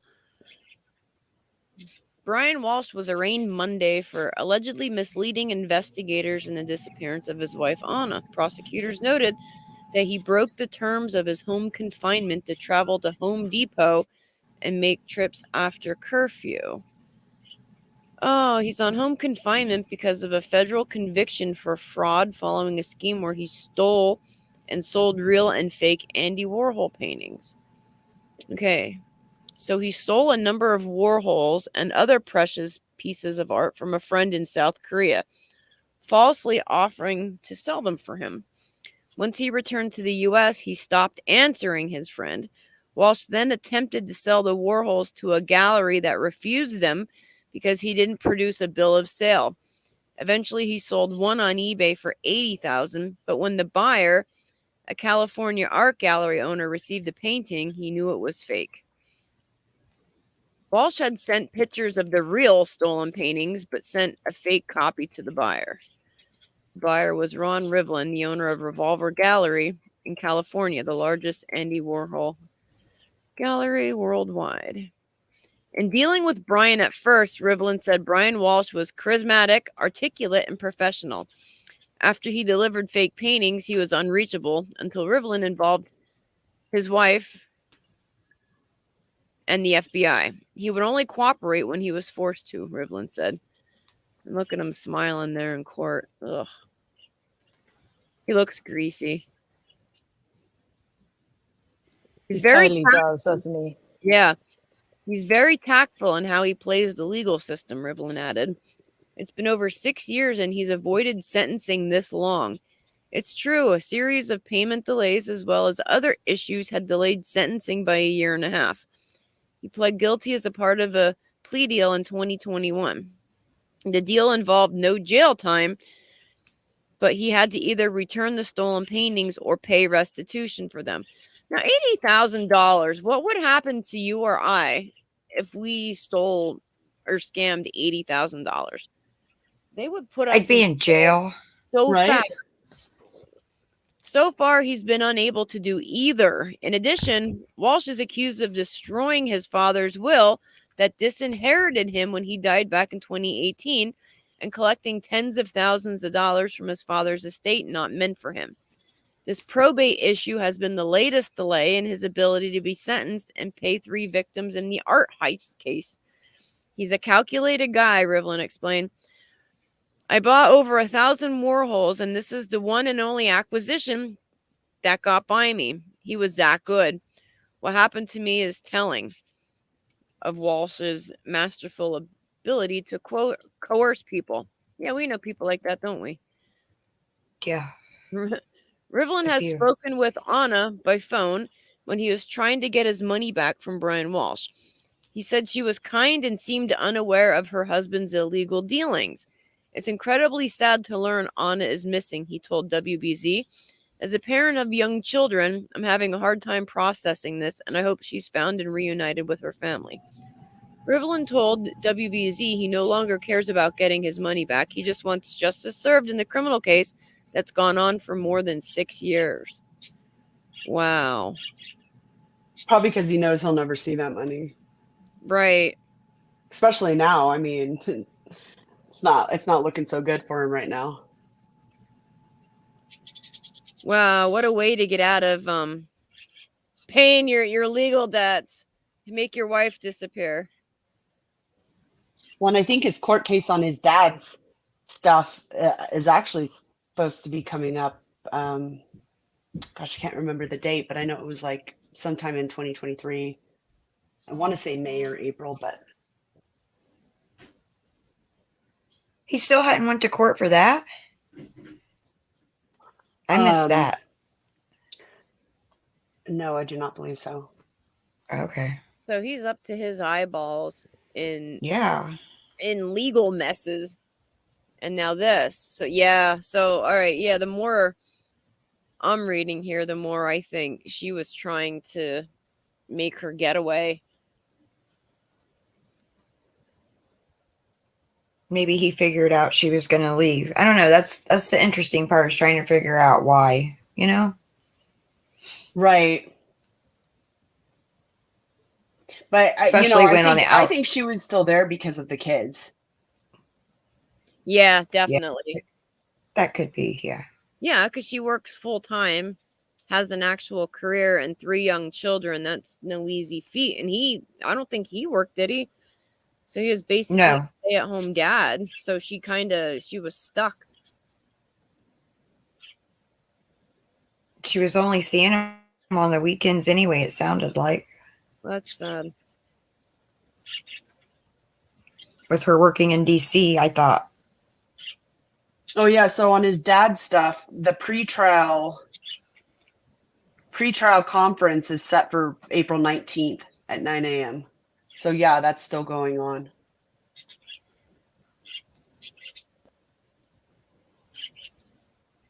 And that's, do we want to read the statement his mom? Yeah, I have that. So that's the Diana Walsh. Yep. So I have a quick question though first. Okay, let's say they convict him of this murder or whatever.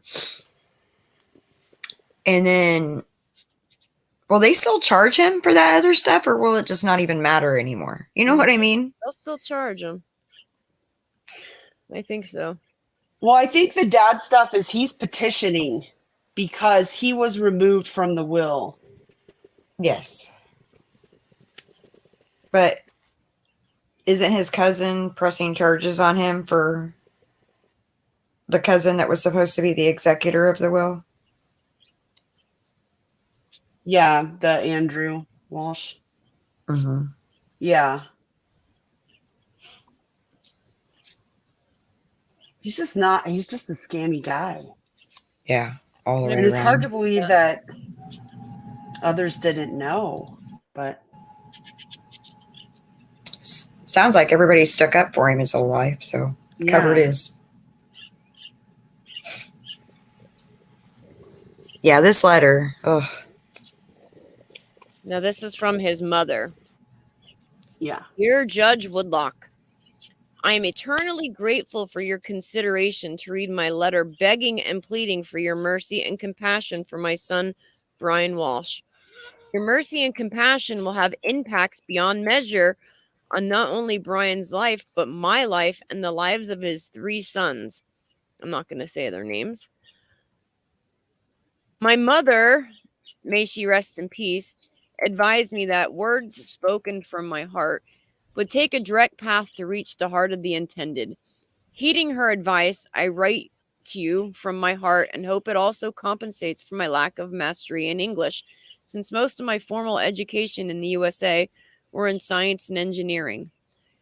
Brian showed poor judgment and has accepted responsibility for his behavior. I know that you have to sentence him in the system, but I ask that you not sentence him to jail. A sentence to jail that you might impose on Brian will only have serious impact on me. My son is the only reason I get up in the morning. He's the only person to take care of me, and he is always there for me. I'm a very private person, leading a hermit-like existence for the past few years. it's almost making her like she's trying to guilt the judge into. Yeah, it's all Yeah. about me. Mm-hmm. Any sentence to jail you might impose on Brian will have serious impact on me. Anywho, my only living relative with whom I have a relationship, a brother, will be 79 years old this September. I have not seen my brother in 4.5 years as he's in poor health and lives in North Carolina. I do not have any friends. I do not socialize with anyone. My son and his boys have been the only ones to visit with me for the past 4.5 years.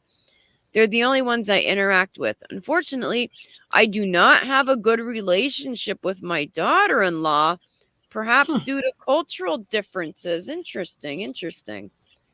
Therefore, my son is the only one and only constant in my life, taking care of me and ensuring I have some joy by seeing my grandchildren. Your Honor, I have had 3 lung cancer surgeries in 2009, 2011, and 2019. The last one in October 2019 was quite extensive, as I kept pushing out the surgery date to ensure I could be present in court to support Brian if needed. I did not tell my son I needed surgery, nor that I kept rescheduling because I knew he would have made sure I give the highest level of priority where my health is concerned. My surgeon was concerned that precancerous nodules on my lungs keep growing and becoming cancerous. Given my history, I need CAT scans every 6 months, and my son is the only one who takes me to my appointments. When I went to an appointment with my doctor on August 6, 2021, I was concerned that I could not walk a few steps up the stairs. I found out the main reason. I have 55% of my lungs left at the moment. I'm being closely monitored for status of remaining lung nodules in my lungs. I have not told my son that I have more nodules in my lungs or that I only have 55% of lung capacity. I do not want him to worry, especially if he cannot be here to help me. My next appointment is scheduled for January 28th, 2022, and I don't know what I'll do if my son is not with me. My son took me to all my appointments for x-ray, CAT scan, meetings with my surgeon and primary physician. My son took great care of me during recovery periods in 2009, 11, and 19. The list is long, and following are only a handful of examples. In MGH, he would visit at least twice a day and bring cakes for the nurses on different shifts to make me happy. When I was home, every morning he brought me coffee from my favorite coffee shop. He would bring me trays of prepared food to my bedroom and would look very sad when I could not eat due to pain and medication. I could not drive for months due to pain medication, and he ensured I did not need anything, and I could see my grandchildren. He would tell me how much fun he had spending time with his mother. Christmas 2019, I wanted to stay home, as I was still recovering from my surgery. Brian would not hear of it. He cooked for 3 days, family dishes he believed would make me happy, printed a menu which I have kept, and took me to his home. He did the same thing for New Year's that year. My son is always concerned about my well-being and needs. Examples are many. Following are a few that show his kind heart. During the snowstorm of 2020, he was at MGH with his wife for the arrival of his third son named after him. He called from the hospital to let me know he was going to clear the snow from my car. Then he lived in Cohasset. I remember yelling at him and asking if he had lost his mind. Regardless, several hours later, he and his wife were in the hallway of my apartment following CDC guidelines with the newborn. My son wanted to make sure I saw my new grandson for a few minutes, even though it was a storm. Even small things matter when it comes to his mother. When he found out the batteries of my TV remote control were dead and I could not watch the cable news, he drove from Cohasset to deliver batteries so I would not have to leave my apartment. He was always available to take me to doctor appointments, even when I kept rescheduling due to physical or mental issues. On August 11th, 2021, he insisted to take me to my eye doctor for cataract exams and measurements as I had not been for a long time. Brian had taken me several years ago to Dr. Richter, twice for preventative procedures for glaucoma. Therefore, he was concerned. His concern was right, as the doctor has scheduled me for cataract surgeries for both eyes, and Brian is the only one I have to take me. I have no one else. You can't call an Uber, I guess. Despite all this, my son always makes sure I do not feel like a burden. My son brings his children so I can see them for a few minutes in the parking lot, following CDC guidelines. He makes it like an adventure for everyone and always tells me what a great time the kids had seeing their grandmother. He's always asking if I have food and water in the apartment, or do I need the garbage taken out. During storms, he gets in the car and drives to check on me, ensuring my safety. Above all, he puts up with my neurosis and idiosyncrasies while he ensures I know I am much loved by him and my grandchildren. His kindness, compassion, and love were extended to his grandparents, my parents, as well. When I was pursuing postgraduate degree in chemical engineering, my younger brother got killed in a car accident. His car was sideswiped to prevent hitting a full car of children. He hit the pole and passed away on the scene. My mother tried twice to commit suicide and succeeded the second time years later. Oh my God. She told me when she was alone with Brian, he would kiss her hand and ask her not to be sad. Brian was about 4.5 years old then. That kind of heart remains in him today. My father died of cancer. He would not leave him alone in the hospital day or night. Nurses at MGH told me they had never seen a 16-year-old spend so much time at his grandfather's bedside, day or through the night. To my father, Brian was a replacement for the son he had lost. To my son, my father was the loving male figure he needed, and Brian wanted to make sure his grandfather was never alone. He loves his wife very much and was concerned when his mother-in-law lost her husband of 47 years in Serbia. She came for a visit in 2020 and 2021. Understandably, she was very depressed and also not in good health. Brian made sure she felt welcome, cooked and served all her meals and dietary requirements. She had said no one had ever cooked for her before, and she has the best son-in-law. Where his children are concerned, he's the most amazing father. It's been said, paradise lies under the feet of mothers. If there are fathers as completely devoted, loving, kind, and caring as my son, then paradise lies under the feet of such fathers as well. My son can take the credit for being an amazing father all by himself. Despite all issues in his upbringing, Brian has been able to raise happy children. And that's italicized. He's always playing with his children, communicating with them by starting his sentences with please, reminding them to be grateful by saying thank you, and saying sorry when needed. My eldest grandson would only call for his daddy when he stayed with me for a few days prior to moving to their new home. This should simply indicate who was and is his main caregiver. He was born 3 weeks early. There were concerns as he was late to start walking. His father took him to all evaluation sessions, followed the exercise routines with his son daily on a daily basis. Rather than walking, he started to run fast, so only his daddy could keep up with him. He needs to work on his enunciation. Brian was given direction to correct him, read books to him, and he's doing much better. He is attached to his father beyond measure. He's very bright, sensitive, kind, fearless, and handsome. He reminds me of his father when he was his age. Brian is the main caregiver for all 3 sons. He cooks, shops, cleans, plays, communicates boundaries, and reads bedtime stories. My son is the one who ensures I get the latest updates about my grandsons, get to see them, and speak or hear their voices on the phone. If it were not for him, my relationship with my grandsons would come to a halt. Interesting. Brian is very remorseful for his conduct and for the harm and pain he caused. Since his arrest, Brian has worked very hard to transform. I have absolutely no doubt he will never break the law again for the rest of his life. Brian understands that financial restitution is a must to repay for his conduct. He's working very hard towards that goal, and I will not rest until it's repaid. Perhaps the greatest indicator for true remorse is the extent of one's transformation. Brian has made great strides in that space. Brian has volunteered to work for good causes towards preserving human dignity and becoming a role model his children deserve.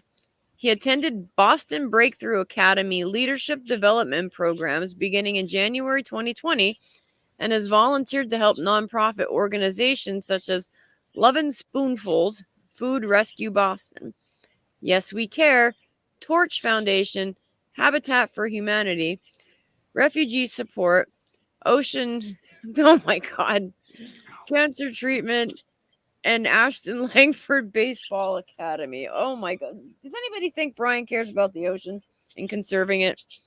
I don't think so. My son is also fully aware of the impact of his actions on others, namely his sons and his mother.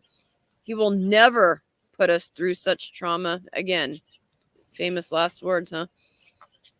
When my daughter-in-law told me Brian was arrested, my entire system went into a shock. I was not able to hold in a sip of water while he was in jail. I ended up needing to see a psychiatrist, Dr. Donna Greenberg at MGH. Watching my grandson constantly asking and looking for his father was unbearable. He was 22 months old when his father was arrested. He regressed where his vocabulary was concerned, and he was visibly anxious when his father was out of sight. My mother would always tell me every page of the book I read was another door of heaven that would open up all to me. It was expected of me to get perfect score on all my exams. One late night, as I was studying, I asked God for the perfect score. My mother heard me and said I was going to get the perfect score on my own. If I was going to ask God for anything, it should be something I could not manage on my own, something big. And to ensure God would grant my prayers, I must pray for others as well. Your Honor, heeding my mother's advice, I beg and plead for your compassion and mercy for my son and all those who come to your court looking for mercy as you see fit. Respectfully, Diana Walshe. Wow. What a Right. load. Yeah. Load. That's She like just a knows he'd big never long get in guilt trouble. trip. Yeah. Me, Oh my me. goodness. And it sounds Man, like she's taking some jabs at Anna there. yeah, she did. Saying how much he was a great. First, she said they didn't have the best relationship anyway, and then trying to make it sound like the kids like only loved her dad. You know. Right. And how they regressed. The oldest son regressed in his speech. Mm-hmm. Sure. Man, oh man, oh man. Yeah, no wonder he's a train wreck.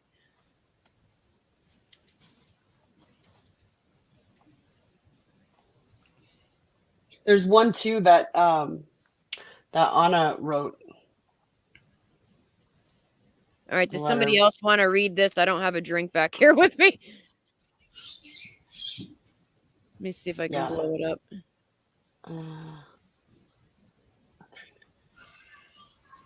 I don't know. I didn't actually read all of hers. Is it worth? I just noticed of her saying what a great father he is and that they need him and Yeah.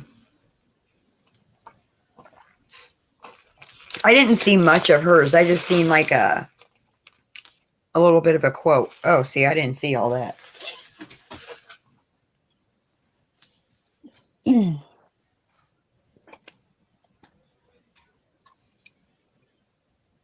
any of you read it? Yeah, this is a Yeah. long ass. Is this a long one too? Yeah. They really wanted to side with the judge, huh? Yeah, well, oh crap, I can't copy this. I was gonna say I'll put it in chat, but I can't copy on the MacBook here. Oh, I could The do link that. in the description too. I can drop the link for it. Okay.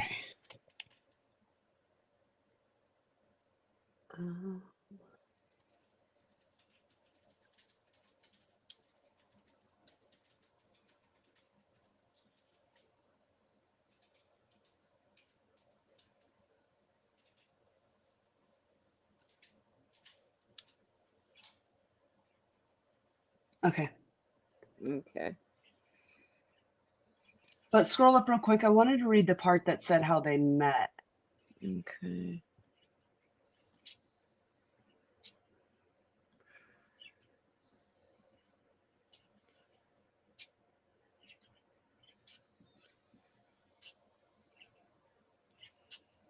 Brian and I met in 2008 when I worked at the Wheatley Hotel in Lenox, Massachusetts. He was love at first sight for me, and I feel the same way about Brian to this day. We tried a long distant relationship for a few years until I moved permanently to Boston in 2015. We got engaged and married the same year. The following year, we welcomed our first son. He was afraid of relationships and didn't allow anyone to get close to him. He was clearly in doubt he could be loved for who he truly was. He's been deeply affected by his childhood and relationships with his parents. He was taught to lie and hide. He was told he was a loser, that his parents should not have had him, and he had no chance of making anything of himself in life, and he was a lost cause. Wow. Quite a different story than what Mom told, huh? Right.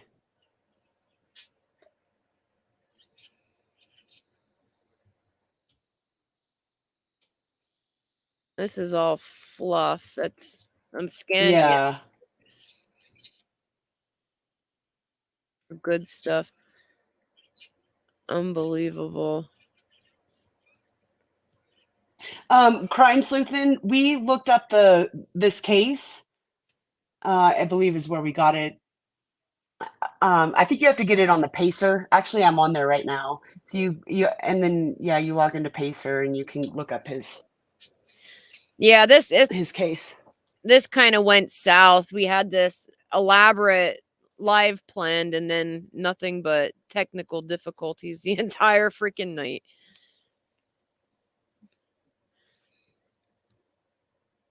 All right, Dukes, we'll put all the links in the description. We'll be here all night if I have to read all of these here. But in the description we'll put all these, and then at your leisure you can go and read them all. Yeah, I posted the Anna letter to judge. I'll post Diana's here if anybody wants that one.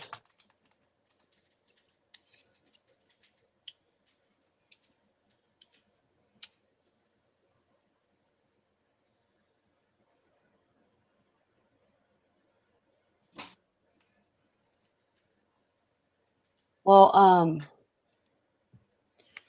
Yeah, you should be able to go up the whole private chat there. Let me see if I can. So I don't know how. Does anybody know how to copy and paste on a MacBook? I think Vintage was asking the same question the other night. Let me see if. Hold on. Let me try my mouse. See if that works. I forgot that I was able to charge. Oh, it works. Okay. it worked. Yep. Let me edit the description. I am putting them all.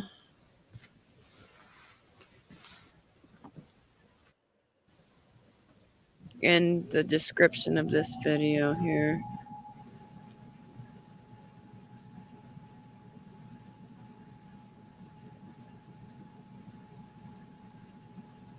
Yeah, interesting stuff.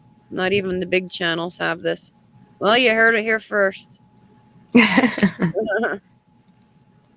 Courtesy of Tits McGee. Command C. Actually, huh? Command C. What did she say? Oh, we can't I hear don't know. you. She's crackly. Oh. I think it's her Command C. Copy and Command paste C. on a okay, MacBook. Command Z. Oh, she. There we go. I forgot that I had my mouse charged. All right, so they're all in the description.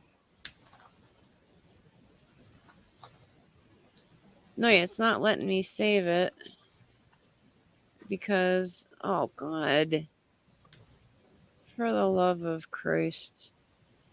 I'm not trying to schedule a live. I'm trying to just save the changes. Save changes.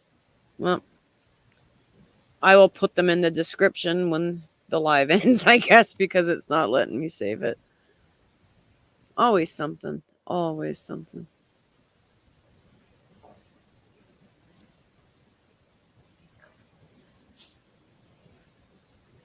Other channels have been having technical issues today, too. Interesting. I wonder if it's like a YouTube-wide thing.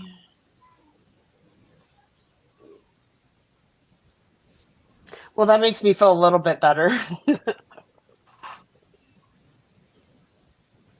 Yeah, I don't know. I haven't been on any YouTube today, actually.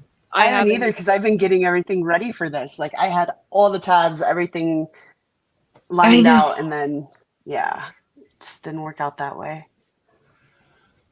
Well, that's how it always goes. When we started Circle Jerk 2, it was nothing but one thing after another for at least a month. Yeah. We'll get all the kinks worked out. Yeah. We'll- Yeah. Don't let Yeah. that stuff stress you.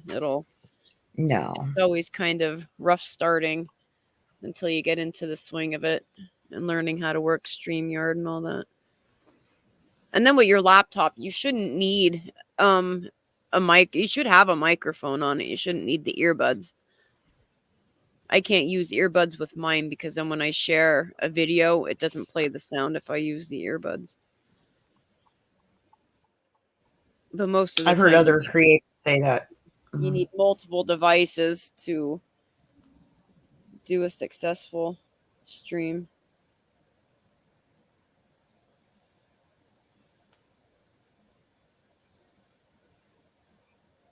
But Oh, they right. have. Hold on, wait. Oh, go ahead. I mean, we can go ahead and end this actually, but I just found some more letters in here, so Okay. I'll download them, and then if we can either talk about them next time or just post them. Yeah, we can make videos too and post them. Interesting. All right. Yeah. And we have a community page, right? Yes. To this channel as well? Yeah. Okay. I didn't know if we got it already. You know how they were giving them before you get to 500 people or whatever. Yeah, we had one for a while. But all right. Well, thank you for coming, everyone. We apologize for the horrific malfunctions, but it is what it is. And I guess you just got to keep coming back if you. That's right. You know. Yes, we will definitely tag you, Crime Sleuthin',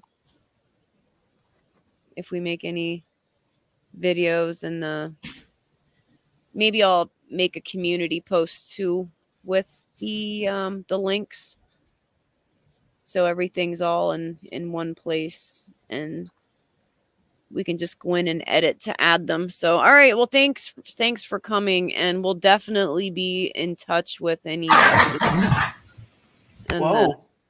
That was my dogs. I'm sorry. Night, everyone. Okay. all right, good Good night everybody. night. Good night, guys. Say